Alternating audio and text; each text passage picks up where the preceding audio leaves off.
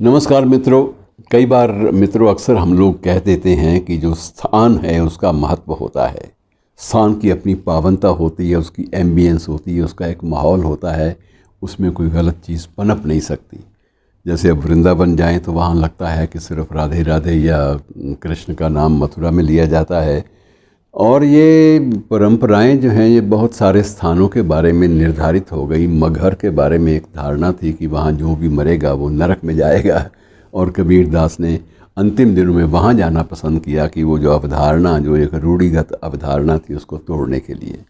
और अब जब कबीर की निर्वाण तिथि पर जब वहाँ पर समारोह हुआ जिसमें स्वयं प्रधानमंत्री भी गए, तो वो मगहर में ही हुआ जहाँ की उनका निर्वाण हुआ था, निर्वाण लिया था उन्होंने। तो मित्रों, लेकिन इसके बावजूद एक अवधारणा टूटती भी है कई बार कि कोई ऐसा भी देश होता है, वातावरण, जिसमें ऐसा विषाक्त हो और विषाक्त वातावरण की पृष्ठभूमि में बहुत कोई खुशबूदार चीज़ सामने आए। अब देखिए, आपका पड़ोसी देश है हमारा सबका, अफ़गानिस्तान, पाकिस्तान के साथ लगता है और हमारा भी बहुत नज़दीक का रिश्ता है। जब भी कोई पेशावर में घटना होती है तो हम लोग चौंक पड़ते हैं। और अब वहाँ पर तालिबान और अफ़गानिस्तान, और पिछले 3-4 दशकों से ये सारा मामला चल रहा है। आप अंदाज़ा लगाइए कितने बड़ा संकट है। और इस संकट का जो एक प्रकार से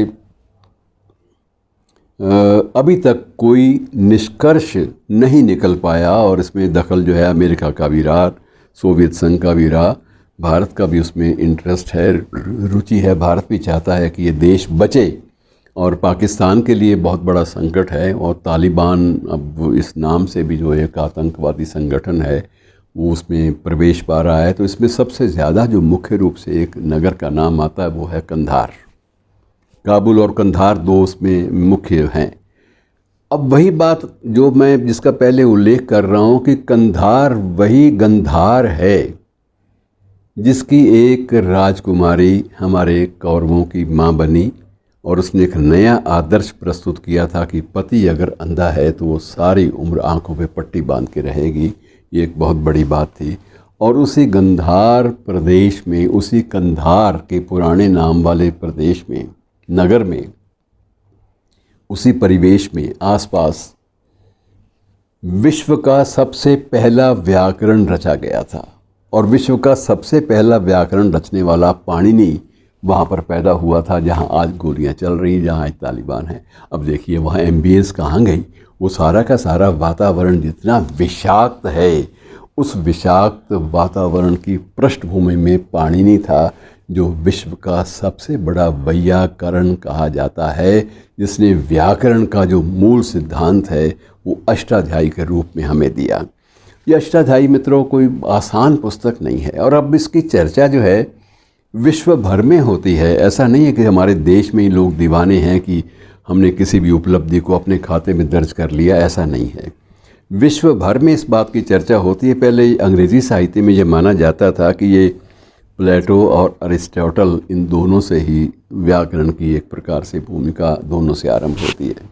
लेकिन अब पश्चिम के विद्वानों ने एक राय से ये बात मान ली है, और यूनिवर्सिटी ऑफ एम्स्टर्डम, जो कि बहुत प्रसिद्ध यूनिवर्सिटी है जर्मनी की, वहाँ ये शोध कार्य संपन्न हो चुका है कि विश्व की सबसे पहली वैज्ञानिक अनुशीलन वाली व्याकरण पाणिनि ने लिखी थी, पाणिनि ने। और जितना भी भाषा का विकास हुआ या भाषा को एक अनुशासन मिला, डिसिप्लिन मिला, वो सारा का सारा उसी पाणिनि से मिला, जो पाणिनि कंधार में पैदा हुआ था, जो पाणिनि उसी कंधार की संतान है, उसी मिट्टी से पैदा हुआ जिस मिट्टी में आज सिर्फ बारूद जो है वो फैला हुआ है, और सारा का सारा विषाक्त वातावरण है वहाँ का। मित्रों, इसमें थोड़ा सा आपको फिर वही, हमने पहले भी एक ऐसे ही प्रकरण में ये बात का जिक्र भी किया था कि सबसे बड़ी बात है कि हमने अपने विद्वानों के बारे में कोई दस्तावेजीकरण, उससे बड़ी हम दूर भागते रहे। हमने केवल जनश्रुतियों और उनके आधार पर इन फैसले लिए। और यही जो संकट है ये पाणिनि के बारे में भी है कि पाणिनि कब हुआ था।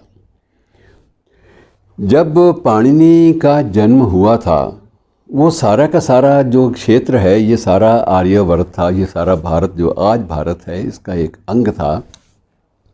और इसे आप महाभारत कह लीजिए, इसे आप आर्यवर्त कह लीजिए, या इसे कोई और नाम दे लीजिए, लेकिन ये सारा का सारा भूखंड एक था और कंधार और काबुल भी उसी भूखंड का एक अंग थे।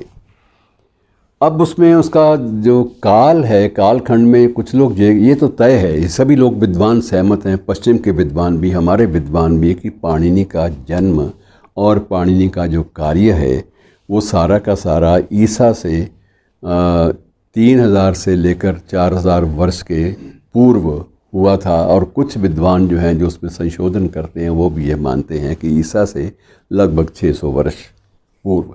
ईसा के बाद का तो कोई सवाल ही नहीं है, सभी ये मानते हैं कि ईसा से पूर्व इस शख्स का जन्म हुआ था। और अब ये भी निष्कर्ष धीरे धीरे छन छन कर आ रहे हैं कि सिकंदर के आने से पहले इसका वहाँ जन्म हो चुका था और इसने वहीं पर अपना व्याकरण की रचना जो है अष्टाध्यायी के नाम से, व्याकरण की पहली, विश्व की पहली व्याकरण की रचना इसने वहीं पर बैठकर की थी। अब कुछ लोग ये भी इसमें कहते हैं कि इसमें, क्योंकि इसकी रचनाओं में, अष्टाध्यायी में और कई अन्य जो रचनाएं हैं उनमें एक उल्लेख यवनों का भी आता है, और यवनों के उल्लेख का मतलब ये है कि ये सारी की सारी जो कृति है सिकंदर के बाद की है। लेकिन विद्वान इस बात पर बाद में सहमत होते हैं, नया जो शोध है वो ये प्रमाणित करता है कि सिकंदर के आने से पहले भी यवन शब्द का प्रयोग होता था, क्योंकि यहाँ के संबंध ग्रीस से, यूनान से और अन्य ऐसे देशों से थे जहाँ के मूल वासियों को हम लोग यवन के नाम से पुकारते रहे हैं। तो इस प्रकार से ये संकट नहीं है, लेकिन ये संकट ज़रूर है कि इसका सही काल निर्धारण एक मत से वो अभी तक नहीं हो पाया। लेकिन अष्टाध्यायी हमारे सामने है, अष्टाध्यायी जो है उस पर कोई आपत्ति किसी को नहीं है कि ये पाणिनि की है। किसी अन्य विद्वान का दावा भी नहीं है कि ये खतरनाक कृति कोई भी दे सकता है, क्योंकि जब ये कृति पर कोई दावा करेगा तो उसको ये भी बात सिद्ध करनी पड़ेगी कि मेरे पास इतनी विद्वत्ता है, और इतनी विद्वत्ता किसी के पास नहीं है मित्रों। और ये अष्टाध्यायी जो है ये वेदांग की व्याकरण शाखा इसी पर आधारित है, और इसमें 3959 पद हैं, 3959 पद हैं, और इसमें 8 अध्याय हैं, जैसा इसके नाम से भी है सिद्ध है। इसमें 8 अध्याय हैं, और इस प्रकार से ये जो कृति है ये विश्व का सबसे पहला माना गया है, इसको व्याकरण पहला माना गया है, और ये संस्कृत में मूल रूप में है। और ये भी कहा जाता है कि संस्कृत का इस दृष्टि से पहला भाषाविद पाणिनि ही था, कि पाणिनि ना होता तो संस्कृत के जो असंख्य ग्रंथ हैं ये शायद अनुशासित रूप में ना रचे जा सकते। ये एक बहुत बड़ी उपलब्धि है जिस पर हमें गर्व करना चाहिए, लेकिन हम लोग अभी तक वही प्रवृत्ति रखे हुए हैं कि दे दाता के नाम तुझको ओला रखे। तो ये हम अभी तक हम अपने अध्ययन के बारे में या डॉक्यूमेंटेशन के बारे में, दस्तावेज़ीकरण के बारे में गंभीर नहीं हैं। पिछले जो प्रकरण थे उसमें भी इस बात का जिक्र था, और आज पाणिनि के संदर्भ में जो था, जो हुआ, ये प्रामाणिक है, उसकी कृति प्रामाणिक है, लेकिन उसके बारे में हमारे पास प्रामाणिक जानकारी नहीं है कि उसका जन्म किस वर्ष हुआ था, ईसा से कितने वर्ष पूर्व हुआ था, इस बात की जानकारी हमारे पास नहीं है। ये तय हो गया है कि वो हज़ारों वर्ष पूर्व था, ये भी तय हो गया कि वो सिकंदर से पहले था, मौजूद था, और ये सारी चीज़ें स्पष्ट हो गई शोध से।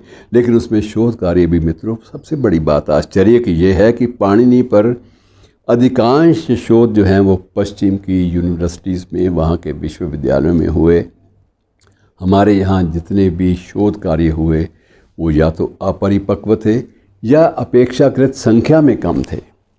तो इस प्रकार से ये एक ऐसा विषय है जो हमें उद्वेलित करता है कि हमें अपने साहित्य, अपनी संस्कृति, कल्चर, इनके बारे में ज़्यादा से ज़्यादा जागरूक रहना पड़ेगा, वरना हमारे लिए दिन जो हैं वो साहित्य के लिए, साहित्य के शोध के लिए दिन अच्छे नहीं हैं। ये बात मानकर चलना चाहिए। मित्रों, संदर्भ एक प्राचीन विद्वान का है, जिसका अर्वाचीन जिसे कह सकते हैं कि हम प्राचीन से भी पहले, जिसका वर्ष हमें पूरा ज्ञात नहीं है। और जब प्राचीन विद्वान का जिक्र है तो हमें एक मध्यकालीन भक्ति काल के एक महाकवि को भी याद कर लेना चाहिए, 4 पंक्तियों के माध्यम से। कविता के खाते में आज उनका जिक्र ज़्यादा प्रासंगिक रहेगा। तो मित्रों, कई बार इस जो पद मैं पढ़ने वाला हूँ इसमें एक शब्द आता है जहाज़। कुछ लोग इस पे भी कहते हैं कि जहाज़ क्या उस समय थे, लेकिन बाद में इतिहास ने इस बात की पुष्टि की कि तब भी विदेशी व्यापार वाले आते थे, जहाज़ के माध्यम से ही आते थे। तो कविता की 4 पंक्तियाँ हैं। कवि हैं महाकवि सूरदास। कि मेरो मन अनंत कहाँ सुख पावे, कि मेरो मन अनंत कहाँ सुख पावे, जैसे उड़ी जहाज़ को पंछी फिर जहाज़ पे आवे।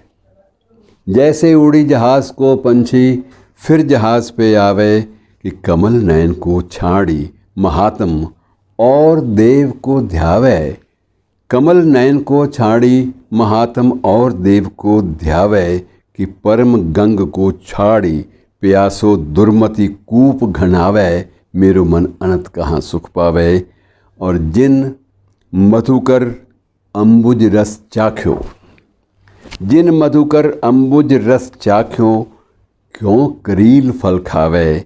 कि सूरदास प्रभु कामधेनु तज छेरी कौन दुहावे। मेरो मन अनंत कहाँ सुख पावे।